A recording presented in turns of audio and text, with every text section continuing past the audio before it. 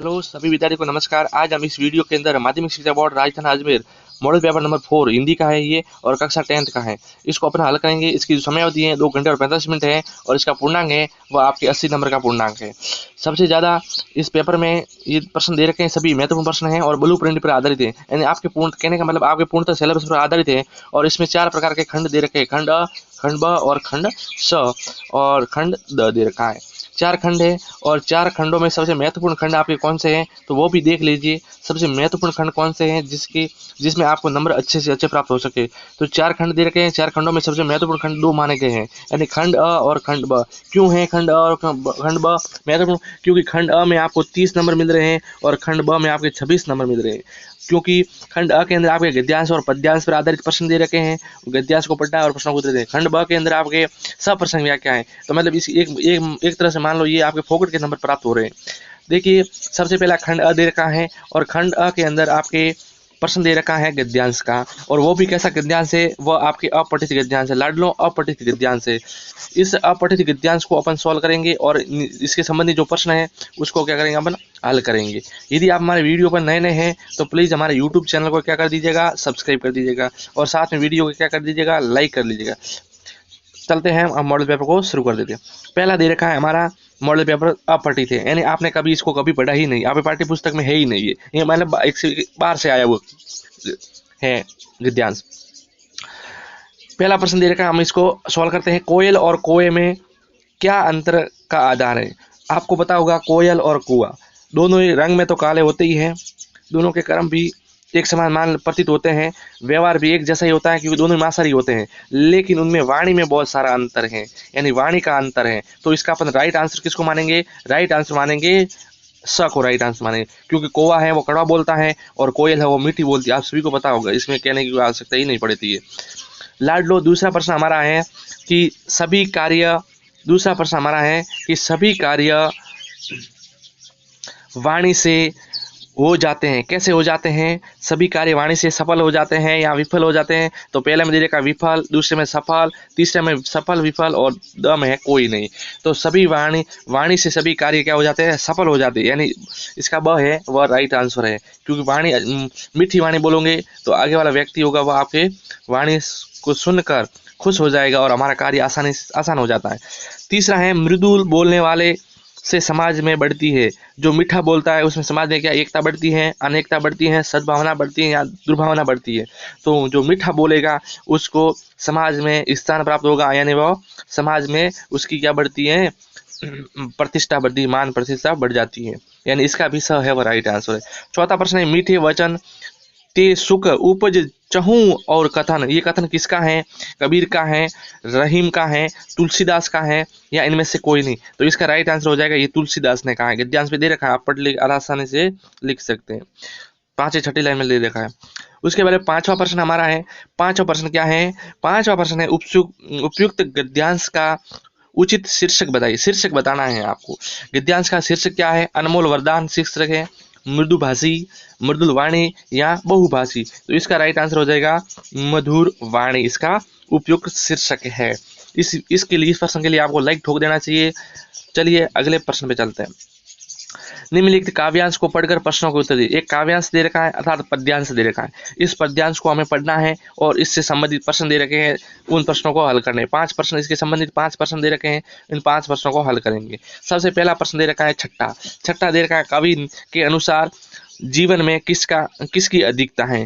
तो कवि के अनुसार जीवन में किसकी अधिकता है? आनंद की अधिकता है, सुख सुविधाओं की है, दुख व कष्टों की है या शांति के?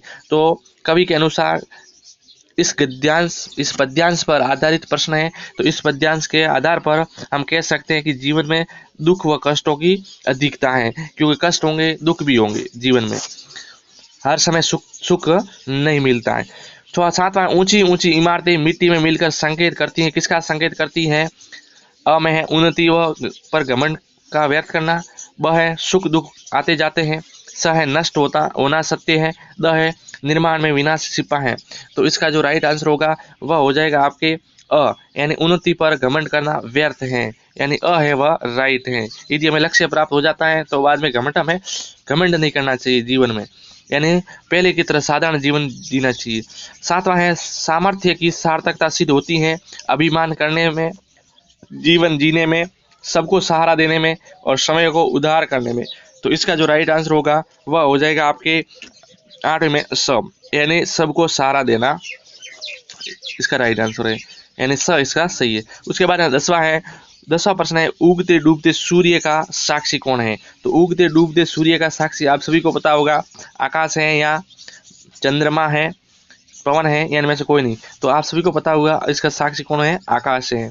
ये भी पद्यांश में दे रखा है। उसके बाद में 10वां प्रश्न है उपयुक्त पद्यांश का समुचित शीर्षक लिखना है। उचित शीर्षक क्या है, खिलता फूल, रोंगता चमन, मुस्कान या व्यर्थ न गंवाए खुशियों के क्षण। तो इसका जो शीर्षक है वह स है, व्यर्थ न गंवाए खुशियों के क्षण, ये इसका शीर्षक है।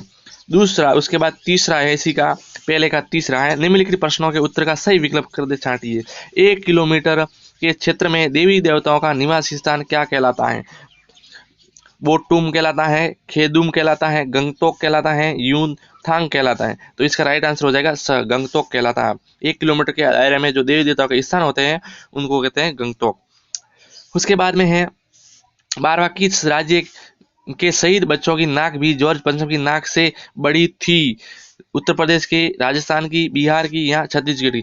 इस प्रश्न का उत्तर आपको कमेंट बॉक्स में लिख के भेजना है कि आपको आता है या नहीं आता है।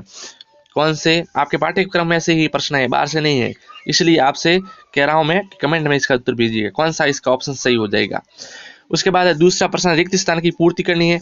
राम महेश का मित्र है, वाक्य में रेखांकित शब्द कैसा है, मित्र। मित्र कैसा है, तो मित्र संज्ञा, भाववाचक संज्ञा। कौन सी संज्ञा, भाववाचक संज्ञा है। दूसरा है सर्वनाम शब्दों में कारक होते हैं। इसका भी उत्तर आपको कमेंट में लिखना है कि सर्वनाम शब्दों में कारक कितने होते हैं। तीसरा है भारत का प्रत्येक नागरिक ज्ञानी है, वाक्य में रेखांकित शब्द विशेषण है। प्रत्येक के नीचे अंडरलाइन की हुई है कि प्रत्येक कैसा शब्द है, कौन सा विशेषण है, तो ये है संख्यावाचक विशेषण, क्योंकि प्रत्येक में संख्या का बोध हो रहा है, इसलिए कौन सा विशेषण है, संख्यावाचक विशेषण है। चौथा है वे नाश्ता कर चुके हैं, वाक्य में रेखांकित शब्द में क्रिया है कर चुके हैं। कौन सी क्रिया है, वे नाश्ता कर चुके, मतलब संयुक्त क्रिया है इसमें। कौन सी क्रिया है, संयुक्त क्रिया।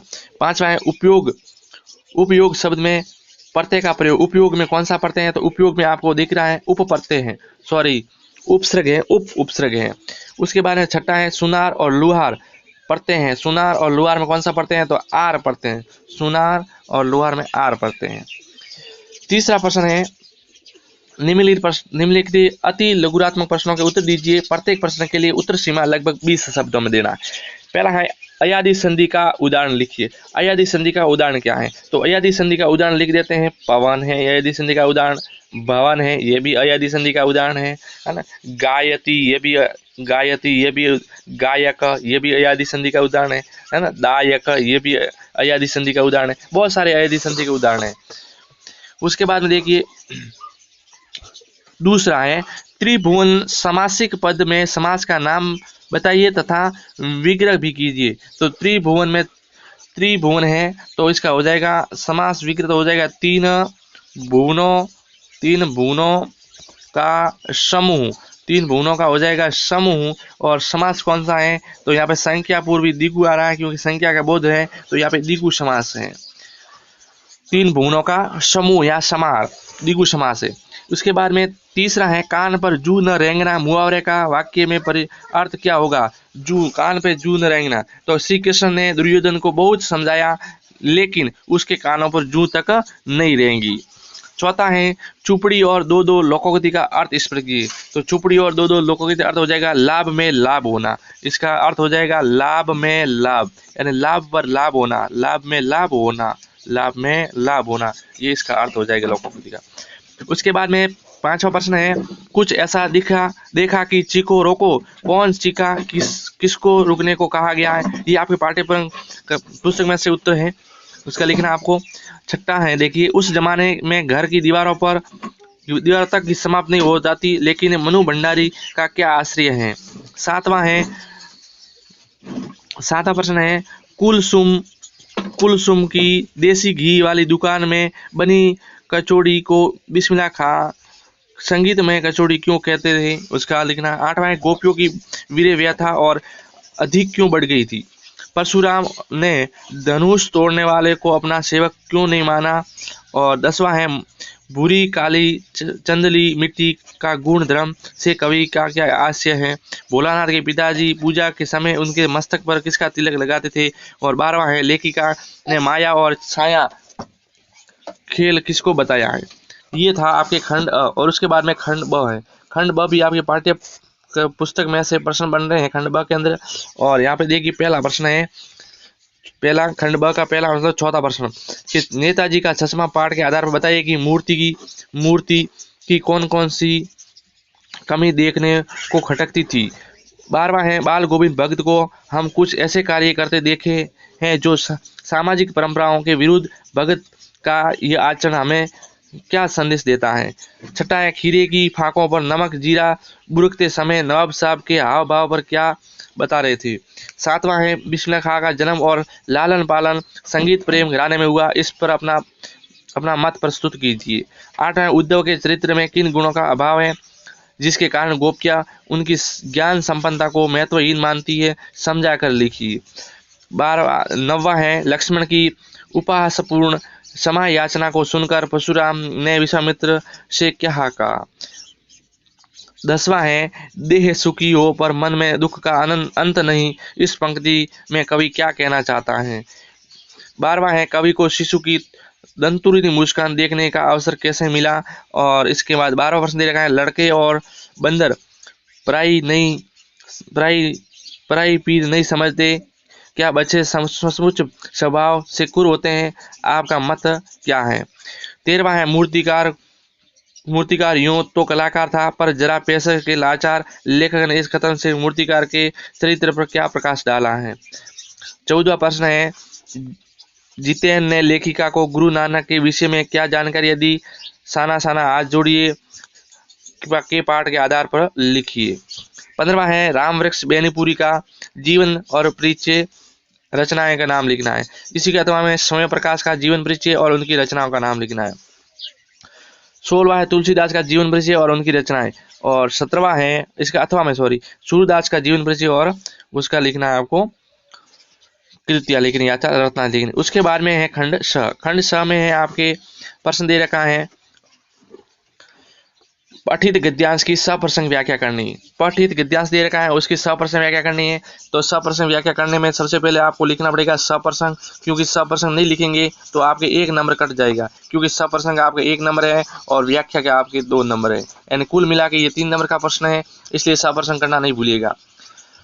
18वां प्रश्न में भी क्या दे रखा है, 18वां में दे रखा है पठित पद्यांश दे रखा है। पठित पद्यांश की सप्रसंग व्याख्या करनी, इसमें भी आपको सप्रसंग लिखना है और साथ में व्याख्या करनी, क्योंकि सप्रसंग का 1 नंबर है और व्याख्या के 2 नंबर, 3 नंबर का कुल प्रश्न है ये।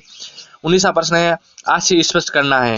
19वें प्रश्न में आशय स्पष्ट करना है कि बार बार सोचते क्या होगा उस कौम का जो अपने देश की खातिर गृहस्थी जीवनी जिंदगी सब कुछ होम देने वाले पर हंसती हैं और अपने के लिए बिकने के मौके ढूंढती हैं, इसका आपको लिखना है। उसके बाद विषय गोपियों ने ये क्यों कहा कि हरि अब राजनीतिक पड़ गए हैं, क्या आप गोपियों को इस कथन का विस्तार समकालीन राजनीति के नजर से स्पष्ट कीजिए। और इसके पाठ में दे रखा है लक्ष्मण परशुराम संवाद के आधार तुलसीदास के भाषा सौंदर्य को स्पष्ट करना है। और फिर द खंड है, द खंड में आपके महत्वपूर्ण है क्योंकि द खंड के अंदर आपके आ रहे हैं निबंध आ रहा है। निबंध आ रहा है जैसे पहला निबंध दे रखा है राष्ट्रीय एकता की सुरक्षा, दूसरा है नारी का शत्रु दहेज, तीसरा है वचना कठिन है विज्ञापन के जाल से, और 10वां है वृक्ष हमारे सच्चे मित्र। आप इनको तो याद करना नहीं है, आप सिर्फ कोरोना वाला याद कीजिएगा, कोरोना एक महामारी, ये क्योंकि ये अब यही आपके आने वाला है, ये 100% गारंटी के साथ कहता हूँ कोरोना महामारी वाला ही निबंध आएगा, इसलिए आप कोरोना महामारी वाला निबंध को अच्छे से तैयार कर दीजिएगा। उसमें 22वां प्रश्न दे रखा है कि विद्यालय के मुख्य द्वार पर बैठे खोमचे वाले की शिकायत करते हुए प्रधानाचार्य को पत्र लिखना है और ये 4 नंबर का है। इसी के अथवा में छोटी बहन की एक पत्र लिखी जिसने चिड़ियाघर की चेयर से प्राप्त अनुभव किया। 23वां अपने एक नया फैमिली शोरूम खोला है, उसकी विशेषता बताए हुए ज्ञापन दीजिए। और इसी के अथवा में राधिका आर्टिकल्स की ओर से कंप्यूटर पर लगाए गए लोगों को मुफ्त पर एक विज्ञापन ध्यान रखना। वीडियो अच्छा लगे लाइक कीजिएगा, चैनल को सब्सक्राइब करना ना भूलिएगा। आप मिलते हैं नेक्स्ट मॉडल पेपर के साथ, तब तक के लिए अनुमति दीजिए। जय हिंद, धन्यवाद।